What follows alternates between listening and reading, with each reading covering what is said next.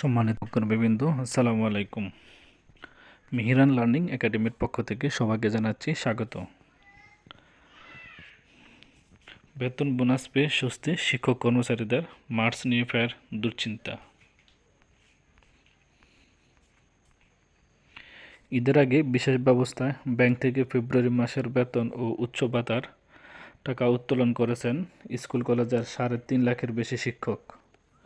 যদিও এখনও কেউ কেউ বেতন পাননি বলে অভিযোগ করছেন, তবুও ঈদের আগে বেতন বোনাস পেয়ে কিছুটা স্বস্তি বিরাজ করছে শিক্ষক কর্মচারীদের মধ্যে।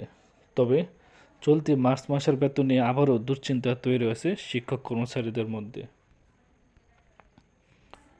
আজ শুক্রবার সকাল 10টা থেকে রাষ্ট্রায়ত্ত সোনালী জনতা অগ্রণী ও রূপালী থেকে ফেব্রুয়ারি মাসের বেতন ও ঈদ উৎসব ভাতার টাকা তুলেছেন শিক্ষক কর্মচারীরা। যদিও বেতন বোনাসের টাকা তুলতে তারা মাত্র 2 ঘন্টা সময় পেয়েছেন।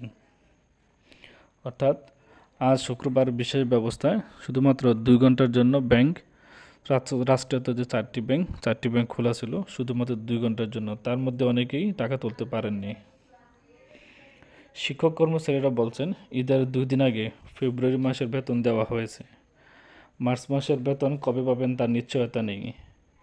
শিক্ষক কর্মচারীদের ইলেকট্রনিক ফান্ড ট্রান্সফার বা ইএফটির মাধ্যমে বেতন ভাতা দিতে ভোগান্তি তৈরি করা হয়েছে। নিয়মিত বেতন পরিশোধে শিক্ষা মন্ত্রণালয় এবং মাধ্যমিক ও উচ্চশিক্ষা অধিদপ্তরকে যথাযথ ব্যবস্থা নেওয়ার দাবি জানিয়েছেন তারা।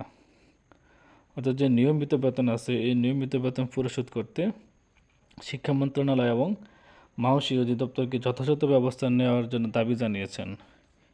একই সাথে ঈদের পর 10 এপ্রিলের মধ্যে মার্চ মাসের বেতন দেওয়ার দাবিও জানিয়েছেন কয়েক লাখ শিক্ষক কর্মচারী।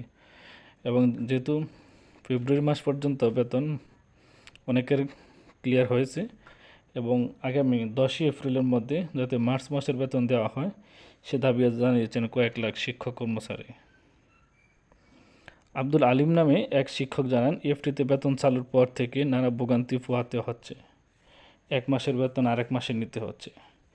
ফেব্রুয়ারি বেতন আজ হাতে পেলাম, জানি না মার্চ মাসের বেতন কবে পাবো। শিক্ষক কর্মচারীদের সঙ্গে এ তামাশা বন্ধ করা জরুরি।